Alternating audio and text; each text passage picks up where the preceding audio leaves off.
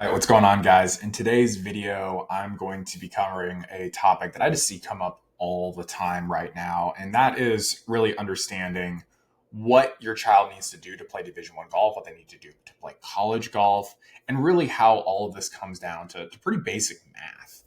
And there's a lot of people out there who want to promote this idea that you just need to work hard, and if you're talented, like things will work out. And I just can't express how much I disagree with that sentiment. A lot of times people look at me and they'll be like, oh, this guy's trying to like promote a system. You don't need a system. You just need to go out there and grind super hard. It's just, honestly, it's moronic. It's really, really stupid. Hopefully you guys can kind of sense like, how dumb I think that is. Plain and simple, it's like saying, hey, I want to go to Harvard. All right, cool. What do I need to do that? Oh, you just need to be smart and like work hard. It's like, okay, cool. You got a 3.8. Like, whoop-de-doo. You're not getting in Harvard, right? You need to have that 4.0. You need to have those, higher academics. You need to have good SAT scores. You can't just even when it comes down to like the classes that you need to be in, like you're not getting into Harvard if you're starting in algebra E as a freshman. It's like you need you need to make sure that you're going into college, or I'm sorry, into high school, or at least you're in like geometry honors or something like that, or maybe even you're in algebra 2 honors, right? You need to have things that jump off the page. And if you don't even know that that's a priority, guess what? You just don't prioritize it, or you prioritize it too late. This happens to me all the time when I'm talking to families and they say, hey, this seems like, it makes a lot of sense, but we're just not ready to make the sacrifices, which, to be fair, that's a real reason to do things or not do things. Is just, whether or not you're willing to endure the sacrifices that the people end up being successful are willing to endure. One of the most common places that comes up is being able to prioritize one sport over another, right? If we want everything, that's cool, but that doesn't mean we necessarily get everything that we want in the end, right? We're going to have to make sacrifices one way or another. If we're willing to sacrifice excellence for variety, fair enough, right? That's something that you can make that assessment. And there are going to be people out there who are going to say, oh, no, you're going to ruin it. You're going to make the game not fun. And that's not really my goal here. My goal is for you guys to have clarity, because it's not fun spending a bunch of money on something, working super hard, being nowhere near your goal, thinking that you're close to your goal, and then ultimately being, like I said, nowhere close to it, and then being in a position to say, okay, cool, like where do we go from here, right? Like, being in a position where you worked super, super hard and just turned out you're nowhere close and you didn't even know that, right? I lived that. That's why I talk about this. So I did the super hard work thing. People are going to be like, oh, you're not talented enough. But like, I started playing golf when I was 16. I was scratched by the time I was 17. I was pretty damn good. But it's like, was I good enough? No. But I didn't have the context of even where I was. So here's what I want to do here in this video. I just want to set that up, make sure that's really clear. So if you guys are watching this video and you're wondering like, hey, like, should my kid take this seriously, or what point should they take this seriously? This video is going to be profoundly helpful. So let's go ahead and dig into it. So number one, this page, college signings, shows all the players that were recruited back in 2017. This is public information, so you can look at this yourself. And, just look at this. Here's all the players that were recruited this past year. Here's where they're ranked in their class, right? And you can just go down the line. And sure, like there's a decent number of these kids who, weren't necessarily ranked. I would encourage you to look at Wagger as well, especially if you see these international players. But long story short, like you can see, it's pretty comprehensive. The majority of players who are getting recruited are ranked, right? So just like starting point number one, if you want to help your child play Division One golf, they need to be ranked. And if you want to know like how to do that, playing in the specific tournaments, I've got a link below where you can get my whole tournament framework on how I actually go through this process for the students that I work with. You can just get that. I think it's like, 100, 150 bucks. Whatever, well worth it just to say one tournament. Anyway, back into this, you can kind of see here, there's kind of a range of players who end up getting recruited. I'm going to say that the range, as far as Division One golf, somewhere around like 150, 100th in your class. Like that's kind of, I'd say you're going to programs that people have heard of before. So you got like Xavier, Virginia Tech, Oklahoma, Mississippi, Georgia Tech, Penn State, et cetera. Like you can go in here and like sort by the particular school that you want to go to. But again, just like long story short, we're going to programs that we've heard of before. So here's what we can do next. And this is not as public information, but we can go over to Junior Golf Scoreboard, look at class of 2027, which is currently, that junior class, and just say, okay, let's search and let's go to, whatever players are ranked around that kind of 100 marker. And what we can do is just click into them. So it's like we can see, hey, we've got a scoring differential of -3. Just to be clear, -3. You guys can kind of see what that looks like. The scoring average is about 72.8. And, we're playing golf courses that are pushing up towards 7,000 yards. We're not quite there yet, but we're pushing toward it, right?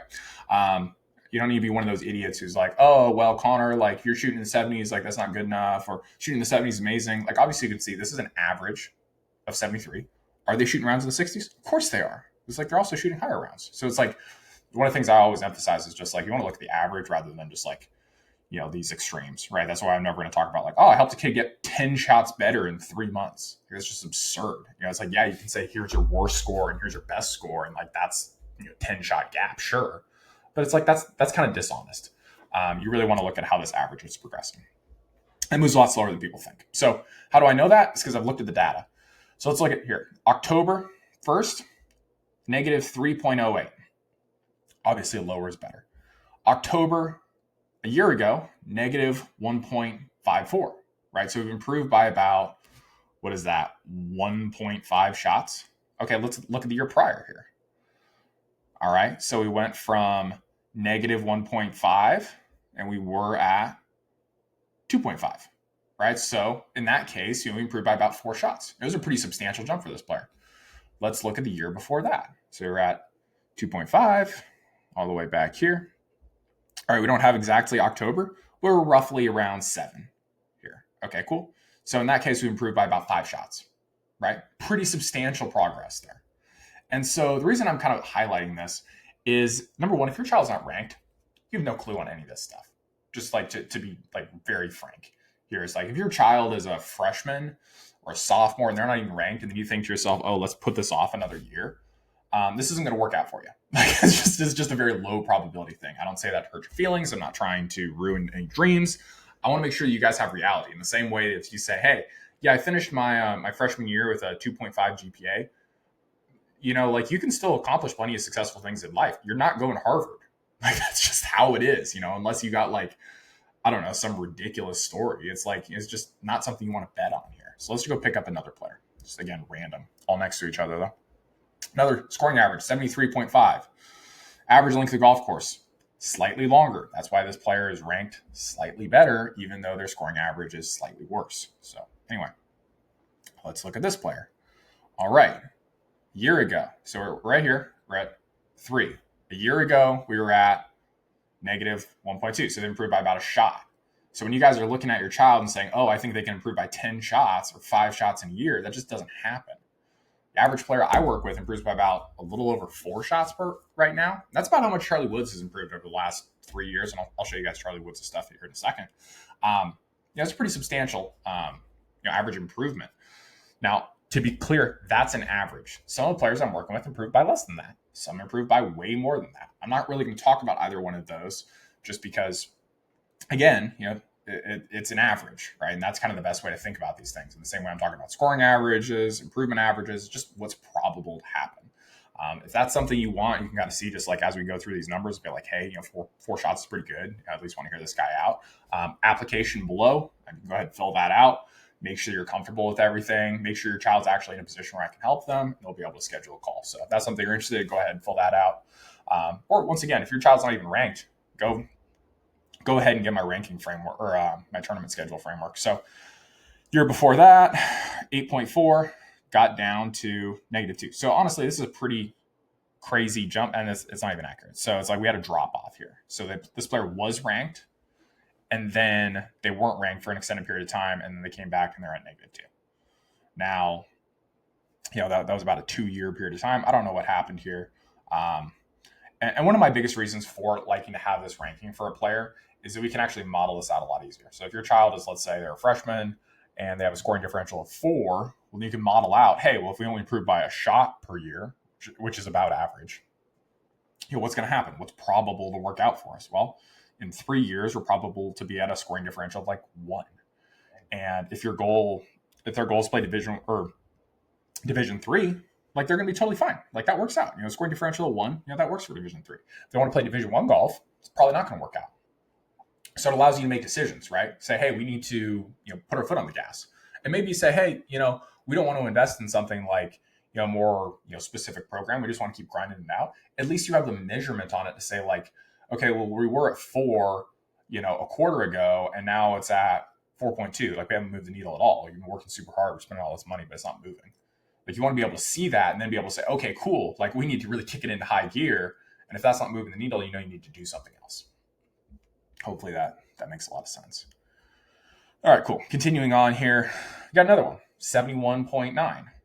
Obviously, we're playing shorter golf courses, right? So again, it's not a hard and fast thing of, we have to play super long golf courses all the time. We can play shorter golf courses, like whatever. If you play shorter golf courses, you have to shoot better scores. That's pretty much the basic idea here. Why do I talk about players playing longer golf courses as opposed to shorter ones? Well, if we play longer golf courses that are harder and we shoot better scores, it's just easier to get that number a lot lower versus this player is closer to a ceiling as far as scoring goes. There's not very many players who has a scoring average of like 68, versus there are players who play 7,000 yards and have a scoring average of like 69.5 or something like that. So anyway, let's look at this player. So right off the gate, we can kind of see bigger improvement, right? Negative 3.3. A year ago, we were at, let's just call it a 2 just for easy math. So improved by about 5 shots. Pretty substantial. That's really good. 5 shots is a lot. All right, cool. Year prior to that, right? So we were at 2. Year prior to that, we were at 5.6, right? So once again, we improved by about, 3.5 shots, which again, is still really, really good. Let's see if this is all, this is all continuity, has continuity, I should say. And then I think we lose it here. All right, cool. So 14.3. So obviously we had a big jump here from September. I don't know why I was on September 7th of 23. Okay, cool. Yeah, so in this case, we had a pretty big jump. We went from 14 to 7. Now, obviously, like that, that's certainly possible. Let's say your child isn't playing golf at a high level. They're not taking it very seriously, and they start taking it seriously, or let's say they get bigger and stronger, they start hitting it further. This is very possible, right? At the same time, though, you can kind of see it slows down, right? So this is something we want to really aim for, like consistency here. Let me go ahead and pull up Charlie Woods. I think he might be on the first page of this one now. Just kind of cap this one off here. Let's see here. I just saw him a second ago. Charlie Woods. All right, cool. So let's look at Charlie. Again, scoring average 73, longer golf courses. Maybe they know what they're doing. I don't know. October, negative 5.49, right? So let's look at a year, negative 1.48, right? About 4 shots. All right, year prior to that, we went from negative 1.48, 1.13. So in that case, it was about 3 shots. Year prior to that, 8.78, got all the way to 2.19 or 2.18. So about 6 shots. So again, we end up around that kind of average of about 4-ish shots per year. And so obviously, exceptional circumstances for Charlie. Obviously, he shot some incredible scores, and now he's one of the best players in his class. But all that comes from consistent improvement over a long period of time. Notice he didn't just get ranked yesterday, right? He's been ranked for a long time period here. Maybe him and his dad know what they're doing. All right. So hopefully this makes sense. Just to kind of show you a couple players, that I've worked with. This is like a reference point here. If I could spell names correctly, right? I need to actually get the class right. Just a couple of students that I've worked with. All right, boom. Jackson, really great student here. We started working together in January. 8.41. Now he's down to 4.49. Just about whatever that is, 10 months later, 9 months later of working together. Pretty substantial improvement. Let's look at another student I worked with this past year. Started working with Harris this past year. So we started working together in July, 7.48. Now he's all the way down to negative 1.1. So again, pretty substantial improvement there, almost 7 shots over the course of a year. I could keep going here. Let's just go ahead and, let's look at one of the more recent students.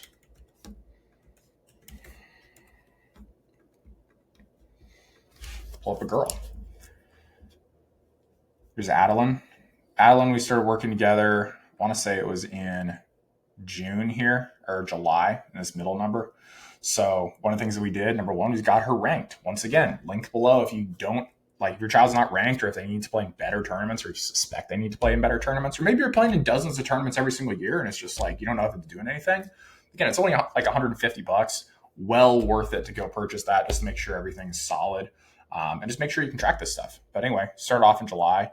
She started off here, 0.48. Now she's at negative 0.21. She's going to be in a great spot for Division I recruiting, right? Obviously, very, very talented player. A few tweaks makes a huge difference over a relatively short period of time. So anyway, long story short, to kind of sum up this video, my main point here is that if you want to help your child play Division I golf, you want to help your child play a high level of golf, you need to go in eyes wide open. And I think most people that critique my stuff just don't even watch these videos and don't even like see like how straightforward this is. I mean, it's just like, it's plain and obvious that it's like, okay, where we're trying to get to is very clearly defined. Where we're at right now can be very clearly defined. And so all we need to do is measure that and be deliberate about the stuff we put in, right? We put in stuff, right? We buy new clubs, we get lessons, we go out and practice. We want to know, like, what are the things we're putting in? We want to quantify that. And we want to say, I'm getting these things out. I'm getting better scores out of this. I'm getting improvement, or I'm not. And in my own opinion, part of the reason that I've been able to get great results with my students is not because I'm so smart or I'm so amazing at golf. And one of the things people always ask me is, "Oh, where'd you play college golf?" I'm just like, I started playing golf when I was 16. I was dead on arrival. Like, it wasn't happening for me, no matter how much talent I had. And also I didn't understand this process. Since then, I've been able to work with, quite a few kids. I've been able to work with other very good coaches that I've been able to work on my own. Collectively, helped about 10 players get recruited, right? Majority of those now are to Division I programs. We started off as a little bit more Division II, Division III, a little bit more of a mix, more edge cases, right? So I've gotten more clear about how this process works. When I started this thing off, average players improved by about 2.7 shots. Now, once again, it's a little over 4 shots per year. And so all that to say is, if we're following a process where you can quantify what we're putting in, what we're getting out, we're able to systematically improve. That's kind of like the basic idea. Either it makes sense to you or it doesn't. If it does make sense, once again, application below. Fill that out. We can talk about it. We can look at your child's specific situation, see if this process will work for them. And again, this isn't wedded to like only, it's like, obviously if your child's going to play Division I golf, it's a lot easier to do this, full transparency. But even say, hey, we want to just improve. We want to play Division II. We want Division III. The logic still works here. I'm just saying, hey, we want to do more deliberate stuff. Hopefully everyone can kind of like get on board with the idea of just like, hey, if your kid goes out there and does a bunch of random stuff and just works hard, maybe if they did a little bit less, but they were more focused and they had, better execution and they're more clear about the stuff that they needed to do, they could probably get better results faster.